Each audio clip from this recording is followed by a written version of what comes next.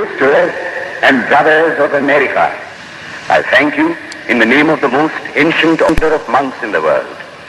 I thank you in the name of the mother of religions. And I thank you in the name of the millions and millions of Hindu people of all classes and sects.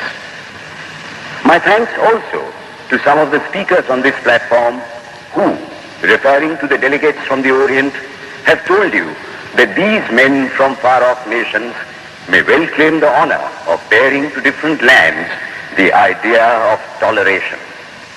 I am proud to belong to a religion which has taught the world both tolerance and universal acceptance. We believe not only in universal toleration, but we accept all religions as true. I am proud to belong to a nation which has sheltered the persecuted and the refugees of all religions and all nations of the earth. I am proud to tell you that we have gathered in our bosom the purest remnant of the Israelites who came to southern India and took refuge with us in the very year in which their holy temple was shattered to pieces by Roman tyranny. I am proud to belong to the religion which has sheltered and is still fostering the remnant of the grand Zoroastrian nation. From the high spiritual flights of the Vedanta philosophy, of which the latest discoveries of science seem like echoes, to the low ideas of idolatry with its multifarious mythology, the agnosticism of the Buddhists and the atheism of the Jains, each and all have a place in the Hindu's religion. Where then, the question arises, where is the common center to which all these widely diverging radii converge? Where is the common basis upon which all these seemingly hopeless contradictions rest? And this is the question I shall attempt to answer. The Hindus have received their religion through revelation, the Vedas. They hold that the Vedas are without beginning and without end. It may sound ludicrous to this audience how a book can be without beginning or end. But by the Vedas, no books are meant. They mean the accumulated treasury of spiritual laws discovered by different persons in different times. Just as the law of gravitation existed before its discovery and would exist if all humanity forgot it, so is it with the laws that govern the spiritual world. The moral, ethical, and spiritual relations between soul and between individual spirits and the Father of all spirits were there before their discovery and would remain even if we forgot them. The discoverers of these laws are called rishis, and we honor them as perfected beings. I'm glad to tell this audience that some of the very greatest of them were women. Here it may be said that these laws, as laws, may be without end, but they must have had a beginning. The Vedas teach us that creation is without beginning or end. Science is said to have proved that the sum total of cosmic energy is always the same. Then, if there was a time when nothing existed, where was all this manifested energy? Some say it was in a potential form in God.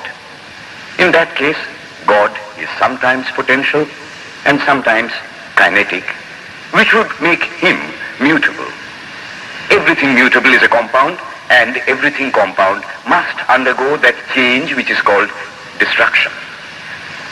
So, God would die, which is absurd. Therefore, there never was a time when there was no creation.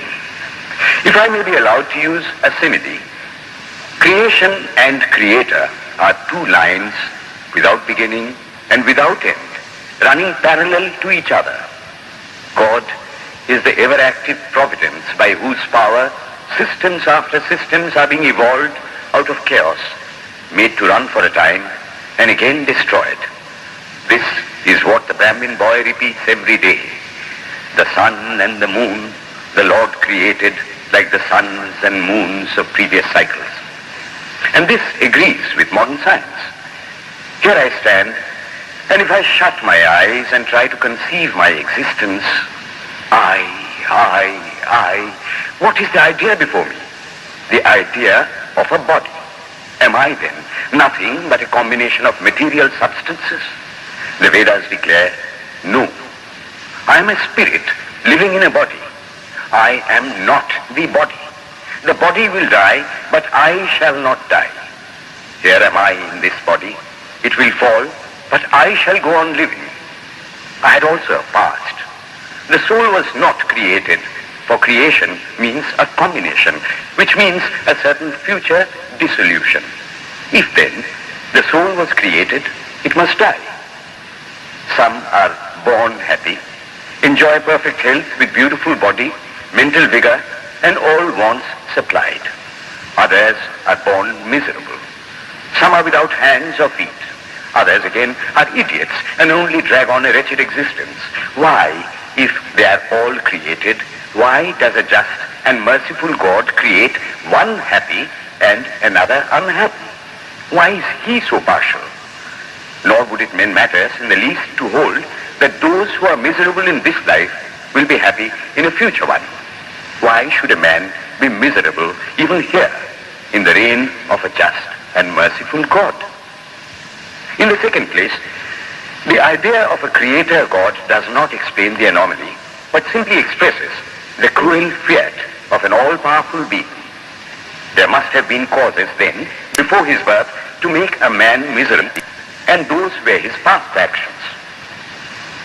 Are not all the tendencies of the mind and the body accounted for by inherited aptitude? Here are two parallel lines of existence, one of the mind, the other of matter. If matter and its transformations answer for all that we have, there is no necessity for supposing the existence of a soul. But it cannot be proved that thought has been evolved out of matter. And if a philosophical monism is inevitable, spiritual monism is certainly logical and no less desirable than a materialistic monism. But neither of these is necessary here. We cannot deny that bodies acquire certain tendencies from heredity, but those tendencies only mean the physical configuration through which a peculiar mind alone can act in a peculiar way. There are other tendencies peculiar to a soul caused by his past actions, and a soul with a certain tendency would, by the laws of affinity, take birth in a body which is the fittest instrument for the display of that tendency. This is in accord with science, for science wants to explain everything by habit, and habit is got through repetitions. So, repetitions are necessary to explain the natural habits of a newborn soul, and since they were not obtained in this present life, they must have come down from past lives. There is another suggestion. Taking all these for granted, how is it that I do not remember anything of my past life? This can be easily explained. I am now speaking in English. It is not my mother tongue. In fact, no words of my mother tongue are now present in my consciousness. But let me try to bring them up. And they rush in. That shows that consciousness is only the surface of the mental ocean, and within its depths are stored up all our experiences. Try and struggle. They would come up, and you would be conscious even of your past life. This is direct and demonstrative evidence. Verification is the perfect proof of a theory, and here is the challenge thrown to the world by the rishis. We have discovered the secret by which the very depths of the ocean of memory can be stirred up. Try it, and you would get a complete reminiscence of your past life. So then, the Hindu believes that he is a spirit. Him the sword cannot pierce, him the fire cannot burn, him the water cannot melt, him the air cannot dry. The Hindu believes that every soul is a circle whose circumference is nowhere, but whose center is located in the body, and that death means the change of the center from body to body. Nor is the soul bound by the conditions of matter. In its very essence, it is free, unbounded, holy, pure, and perfect. But somehow or other, it finds itself tied down to matter and thinks of itself as matter. Why should the free, perfect, and pure being be thus under the thraldom of matter is the next question. How How can the perfect soul be deluded into the belief that it is imperfect? We have been told that the Hindus shirk the question and say that no such question can be there. Some thinkers want to answer it by positing one or more quasi-perfect beings and use big scientific names to fill up the gap. But naming is not explaining. The question remains the same. How can the perfect become the quasi-perfect? How can the pure, the absolute, change even a microscopic particle of its nature? But the Hindu is sincere. He does not want to take shelter under sophistry. He is brave enough to face the question in a manly fashion, and his answer is, I do not know. I do not know how the perfect being, the soul, came to think of itself as imperfect, as joined to and conditioned by matter. But the fact is a fact for all that. It is a fact in everybody's consciousness that one thinks of oneself as the body. The Hindu does not attempt to explain why one thinks one is the body. The answer that it is the will of God is no explanation. This is nothing more than what the Hindu says. I do not know. Well then, the human soul is eternal and immortal, perfect and infinite, and death means only a change of center from one body to another. The present is determined by our past actions, and the future by the present. The soul will go on evolving up or reverting back from birth to birth and death to death. But here is another question. Is man a tiny boat in a tempest, raised one moment on the foamy crest of a billow and dashed down into a yawning chasm the next, rolling to and fro at the mercy of good and bad actions, a powerless, helpless wreck in an ever-raging, ever-rushing, uncompromising current of cause and effect, a little moth placed under the wheel of causation, which rolls on, crushing everything in its way, and waits not for the widow's tears or the orphan's cry? The heart sinks at the idea. Yet, this is the law of nature. Is there no hope? Is there no escape? Was the cry that went up from the bottom of the heart of despair. It reached the throne of mercy, and words of hope and consolation came down and inspired a Vedic sage, and he stood up before the world and in trumpet voice proclaimed the glad tidings. Hear ye, children of immortal bliss, even ye that reside in higher spheres. I have found the ancient one who is beyond all darkness, all delusion. Knowing him alone, you shall be saved from death over again. Children of immortal bliss. What a sweet, what a hopeful name. Allow me to call you, brethren, by that sweet name, heirs of immortal bliss. Yea, the Hindu refuses to call you sinners. We are the children of God, the sharers of immortal bliss, holy and perfect beings. Ye divinities on earth, sinners, it is a sin to call a man so. It is standing libel on human nature. Come up, O lions, and shake off the delusion that you are sheep. You are souls immortal, spirits free, blessed and eternal. Ye are not matter, ye are not bodies. Matter is your servant, not you the servant of matter. Thus it is that the Vedas proclaim not a dreadful combination of unforgiving laws, not an endless prison of cause and effect, but that at the head of all these laws, in and through every particle of matter and force, stands one, by whose command the wind blows, the fire burns, the clouds rain, and death stalks upon the earth. And what is his nature? He is everywhere, the pure and formless one, the almighty and the all-merciful. Thou art our Father, thou art our Mother, thou art our beloved friend, thou art the source of all strength. Give us strength. Thou art he that beareth the burdens of the universe. Help me bear the little burden of this life. Thus sang the rishis of the Vedas. And how to worship him? Through love. He is to be worshipped as the one beloved, dearer than everything in this and the next life. This is the doctrine of love declared in the Vedas, and let us see how it is fully developed and taught by Krishna, whom the Hindus believe to have been God incarnate on earth. He taught that a man ought to live in this world like a lotus leaf, which grows in water, but is never moistened by water.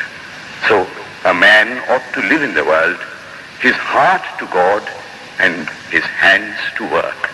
It is good to love God for hope of reward in this or the next world, but it is better to love God for love's sake. One of the disciples of Krishna, the then Emperor of India, was driven from his kingdom by his enemies and had to take shelter with his queen in a forest in the Himalayas. And there, one day, the queen asked him how it was that he, the most virtuous of men, should suffer so much misery. Yudhishthira answered, "Behold, my queen, the Himalayas. How grand and beautiful they are. I love them. They do not give me anything, but my nature is to love the grand, the beautiful. Therefore, I love them. Similarly, I love the Lord. He is the source of all beauty, of all sublimity. He is the only object to be loved. The Hindu does not want to live upon words and theories. If there are existences beyond the ordinary, sensuous existence, he wants to come face to face with them. If there is a soul in him which is not matter, if there is an all-merciful universal soul, he will go to him direct. He must see him, and that alone can destroy all doubts. So, the best proof a Hindu sage gives about the soul, about God, is, I have seen the soul, I have seen God. And that is the only condition of perfection. The Hindu religion does not consist in struggles and attempts to believe a certain doctrine or dogma, but in realizing, not in believing, but in being and becoming. Thus, the whole object of their system is by constant struggle to become perfect, to become divine, to reach God and see God. And this reaching God, seeing God, becoming perfect, even as the Father in heaven is perfect, constitutes the religion of the Hindus. And what becomes of a man when he attains perfection? He lives a life of bliss infinite. He enjoys infinite and perfect bliss, having obtained the only thing in which man ought to have pleasure, namely God, and enjoys the bliss with God. So far, all the Hindus are agreed. This is the common religion of all the sects of India. But then, perfection is absolute, and the absolute cannot be two or three. It cannot have any qualities. It cannot be an individual. And so, when a soul becomes perfect and absolute, it must become one with Brahma, and it would only realize the Lord as the perfection, the reality of its own nature and existence, the existence absolute, knowledge absolute, and bliss absolute. We have often and often read this called the losing of individuality and becoming a stock or a stone. He jests at scars that never felt a wound. I tell you, it is nothing of the kind. If it is happiness to enjoy the consciousness of this small body, it must be greater happiness to enjoy the consciousness of two bodies, the measure of happiness increasing with the consciousness of an increasing number of bodies, the aim, the ultimate of happiness being reached when it would become a universal consciousness. Therefore, to gain this infinite universal individuality, this miserable little prison individuality must go. Then alone can death cease when I am one with life.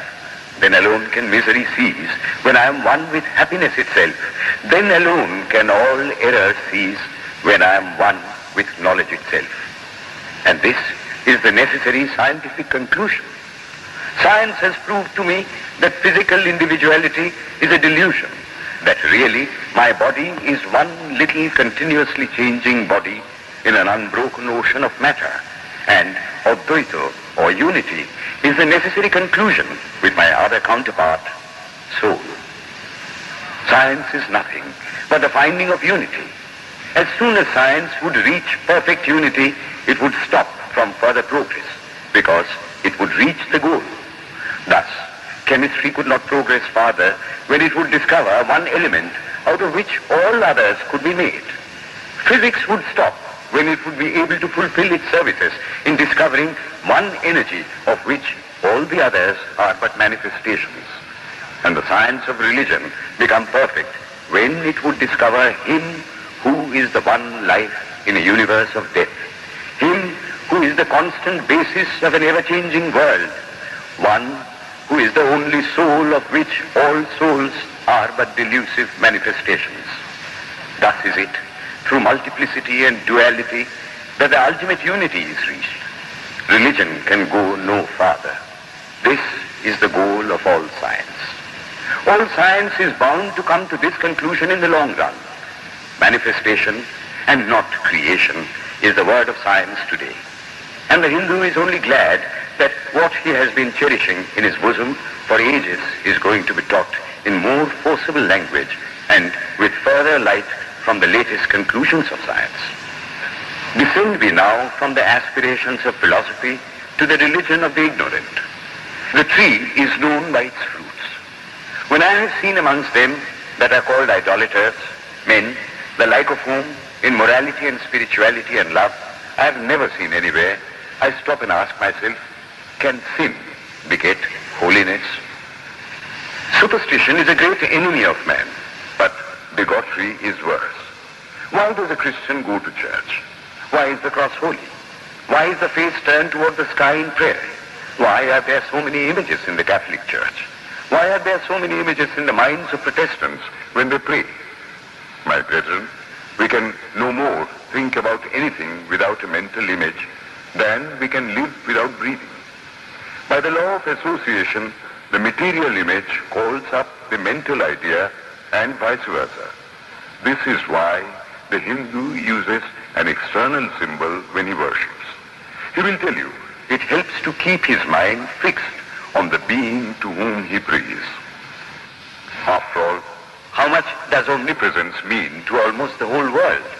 It stands merely as a word, a symbol. Has God superficial area? If not, when we repeat that word omnipresent, we think of the extended sky or of space. That is all. If a man can realize his divine nature with the help of an image, would it be right to call that a sin? Nor, even when he has passed that stage, should he call it an error.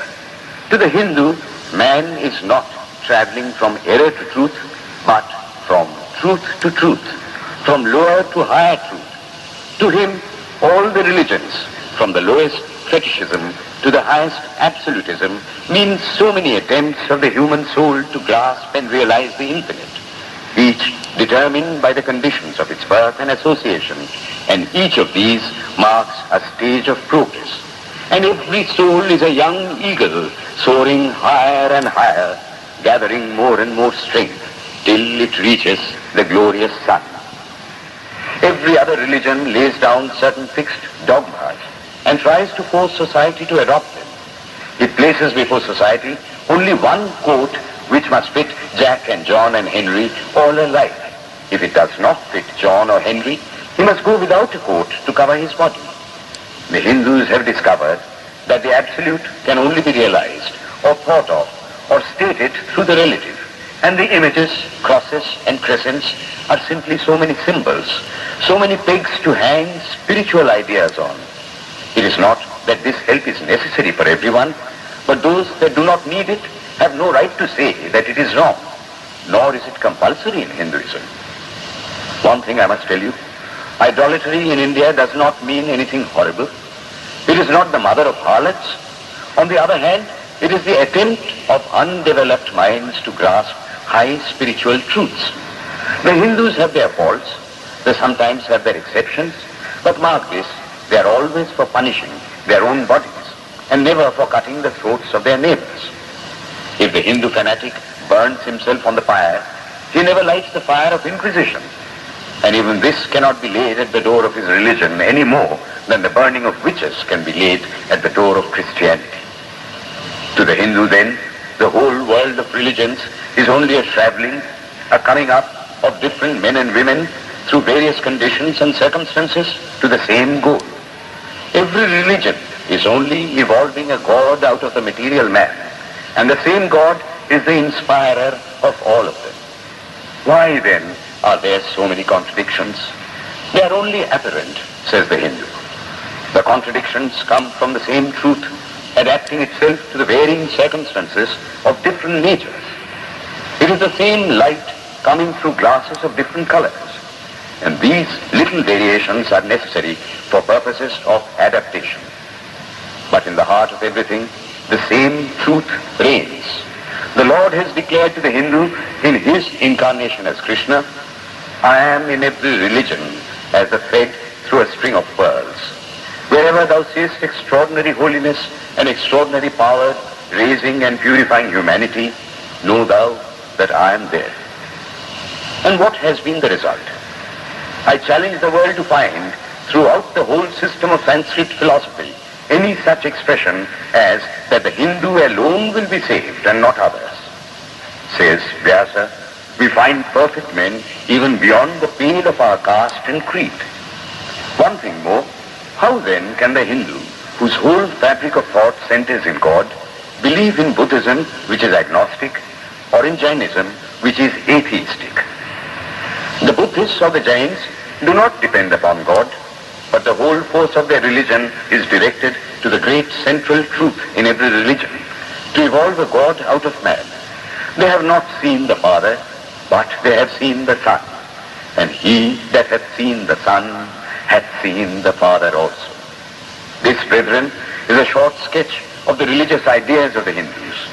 The Hindu may have failed to carry out all his plans, but if there is ever to be a universal religion, it must be one which will have no location in place or time, which will be infinite like the God it will preach, and whose sun will shine upon the followers of Krishna and of Christ, on saints and sinners alike, which will not be Brahminic or Buddhistic, Christian or Mohammedan, but the sum total of all these, and still have infinite space for development, which in its Catholicity will embrace in infinite arms and find a place for every human being, from the lowest groveling savage, not far removed from the brute, to the highest man towering by the virtues of his head and heart almost above humanity. It will be a religion which will have no place for persecution or intolerance in its polity, which will recognize divinity in every man and woman, and whose whole scope, whose whole force will be centered in aiding humanity to realize its own true divine nature. May he, who is the Brahma of the Hindus, the Ahura Mazda of the Zoroastrians, the Buddha of the Buddhists, the Jehovah of the Jews, the Father in heaven of the Christians, give strength to you to carry out your noble idea. The star arose in the east. It traveled steadily towards the west, sometimes dimmed and sometimes effulgent, till it made a circuit of the world, and now it is again rising on the very horizon of the east, the borders of the sun pole, 1,000-fold more effulgent than it ever was before.